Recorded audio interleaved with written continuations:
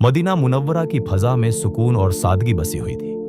गलियों में हल्की हल्की रौनक थी, मगर शहर का असली सुकून उसके इंसाफ और अदल में छुपा हुआ था। ये वही जमाना था जब मुसलमानों के दिलों में ईमान और समाज में भाईचारे की खुशबू फैली हुई थी, और इस सब का मरकज व महवर एक ही हस्ती थी, अमीरुल मोमिनीन हजरत उमर बिन खत्ताब। उस रोज भी हमेशा की तरह हजरत उमर शहर के हालात देखने के लिए तन्हा गलियों में गश्त कर रहे थे। वह आम कपड़े पहने हुए थे, न पहचान की कोई निशानी और न शान और शौकत की कोई अलामत। अचानक एक शख्स भागता हुआ उनकी तरफ आया। उसकी सांस फूली हुई थी, चेहरा पसीने से तर और आंखों में बेबसी के आसार थे। अमीरुल मोमिनीन, वह जोर से पुकारा, मेरी फरियाद सुनिए, मेरा हक मुझसे छीना जा रहा है। हजरत उमर ने कदम रोककर उस शख्स की तरफ देखा। उनकी नजरें नरम मगर बावकार थीं। क्या हुआ? हजरत उमर ने सुकून से पूछा। शख्स ने कांपती आवाज में कहा, मेरा एक ताकतवर आदमी से जमीन का झगड़ा है। वह दौलत और असर रसूख के बल पर मुझे दबाना चाहता है। अगर मैं अदालत जाऊं तो डरता हूं कि शायद काजी भी उसके असर में आ जाए। हजरत उमर ने इत्मीनान से उसकी बात सुनी। उनके होंठों पर हल्की सी मुस्कान आई। कल काजी शुरी की अदालत में हाजिर हो जाना। हजरत उमर ने कहा, मैं भी वहां आऊंगा, देखते हैं फैसला कैसे होता है। अगले दिन अदालत में एक गैर मामूली मंजर था। खबर फैल चुकी थी कि खलीफा ए वक्त खुद अदालत में आएंगे। लोगों का हुजूम लग गया। सबके चेहरों पर तजस्सुस था कि आज इंसाफ किस सूरत में सामने आता है। काजी शुरीह अपनी कुर्सी पर बावकार बैठे थे। सामने दो फरीक मौजूद थे।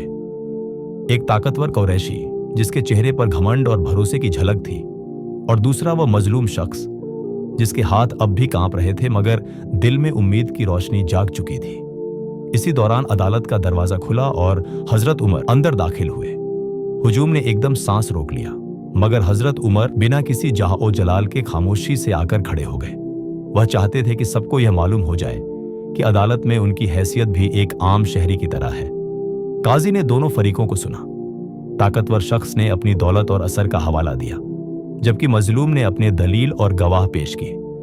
सबकी नजरें कभी काजी पर और कभी हजरत उमर पर जमी हुई थी। फिर काजी शुरीह ने हजरत उमर की तरफ देखा और कहा, अमीरुल मोमिनीन, आपकी राय क्या है? हजरत उमर ने गहरी संजीदगी और आजादी से जवाब दिया, मैं यहां खलीफा के तौर पर नहीं आया हूं। आज इस अदालत में मेरी हैसियत भी एक आम शहरी की है। फैसला कुरान और सुन्नत के मुताबिक होना चाहिए, न कि उमर के ओहदे या मर्तबे को देखकर। यह अल्फाज सुनते ही अदालत में सन्नाटा छा गया।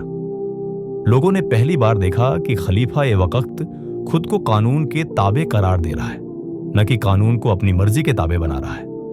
काजी शुरीह ने दलीलों और सबूतों का जायजा लिया और आखिरकार फैसला सुना दिया, यह जमीन मजलूम शख्स की है, उसका हक उसी को मिलेगा, और ताकतवर को तंबीह की जाती है कि आइंदा जुल्म और ज्यादती से बाज रहे। फैसला सुनकर ताकतवर शख्स का घमंड टूट गया। उसकी आंखें शर्मिंदगी से झुक गईं। वह कुछ बोल न सका। हजरत उमर ने आगे बढ़कर वकार से कहा, याद रखो, दौलत और ताकत तुम्हें कभी दूसरों का हक छीनने का इख्तियार नहीं देती। इस्लाम की असली रूह अदल व इंसाफ है।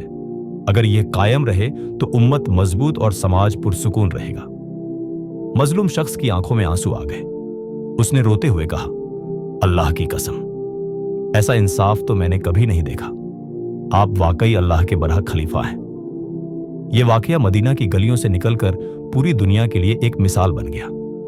यह सिर्फ एक जमीन का झगड़ा नहीं था, बल्कि एक असूल था कि इस्लाम में इंसाफ सबके लिए बराबर है। खलीफा ए वक्त हो या आम शहरी, सब एक ही तराजू में तोले जाते हैं। इसी इंसाफ ने इस्लामी खिलाफत को वह शान बख्शी जिसकी गूंज सदियों तक बाकी रही।